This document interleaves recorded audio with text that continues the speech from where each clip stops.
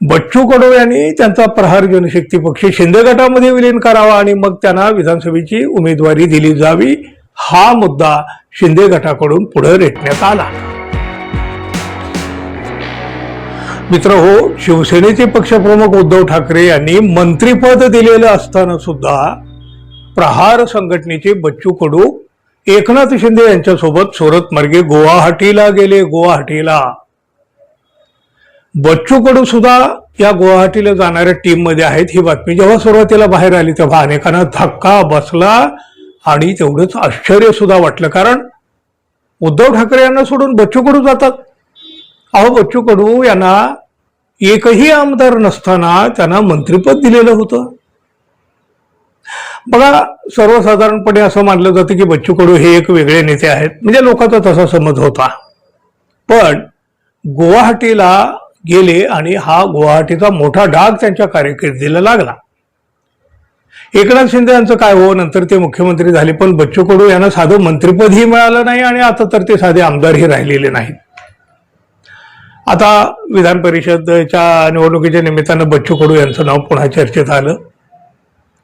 शिंदे गटाकडून बच्चू कडू यांना विधान परिषदेची आमदारकी बहाल करण्याची चर्चा सुरू झाली आणि शिंदे गटातूनच त्यांना विरोध सुद्धा व्हायला लागला आणि नंतर शिंदे गटाकडून एक एक अटी घालायला सुरुवात झाली. बच्चू कडू यांनी त्यांचा प्रहार जनशक्ती पक्ष शिंदे गटामध्ये विलीन करावा आणि मग त्यांना विधानसभेची उमेदवारी दिली जावी, हा मुद्दा शिंदे गटाकडून पुढे रेटण्यात आला. अहो, एकनाथ शिंदे गटाचं भवितव्य अजूनही सुप्रीम कोर्टाच्या हातात आहे. बच्चू कडू यांचा पक्ष शिंदे गटात विलीन झाला तर बच्चू कडू यांचंही भवितव्य धोक्यात येऊ शकतं ना.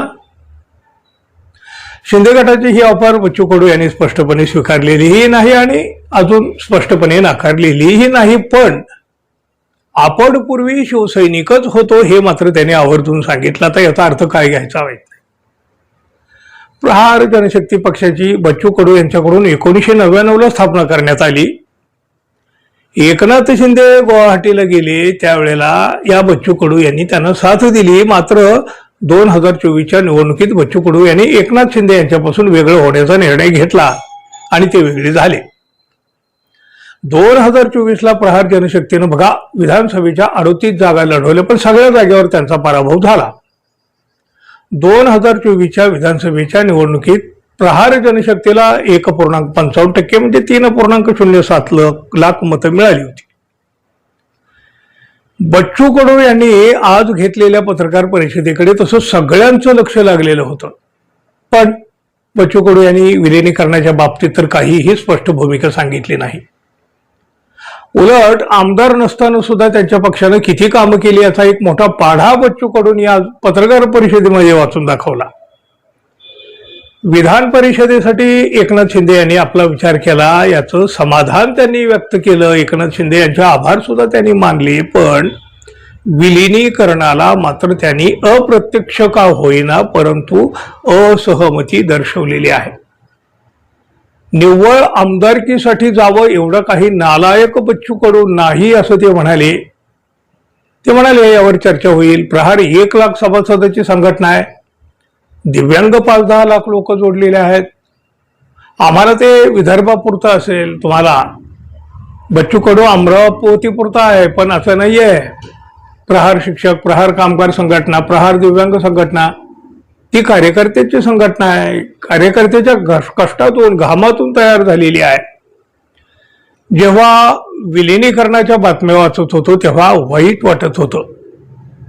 मी सुद्धा शिवसैनिकच होतो. शिवसेनेच्या बंडखोरीतून प्रहार. बच्चू कडू हा एकमेव असा नेता आहे जो शिवसेनेतून बाहेर पडल्यानंतर दुसऱ्या कोणत्याही पक्षात गेलेला नाही. याची जाणीव सुद्धा बच्चू कडू यांनी करून दिली. त्यामुळं बच्चू कडू हे आपला पक्ष शिंदे गटात सहजासहजी विलीन करतील अशी शक्यता सध्या तरी अजिबात दिसत नाही.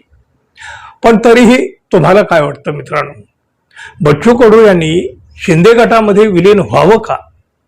काय सांगणार काय तुम्ही जरूर सांगा. आणि हो, आपण आपल्या चॅनलवर नवीन असाल, कदाचित आपण आपल्या चॅनलला अजून सबस्क्राईब केलेलं नसेल तर कृपया चॅनल सबस्क्राईब करा, बेल आयकॉन बटन दाबा. एवढी एक अपेक्षा आणि विनंती सुद्धा. धन्यवाद. पुन्हा भेटू. नमस्कार.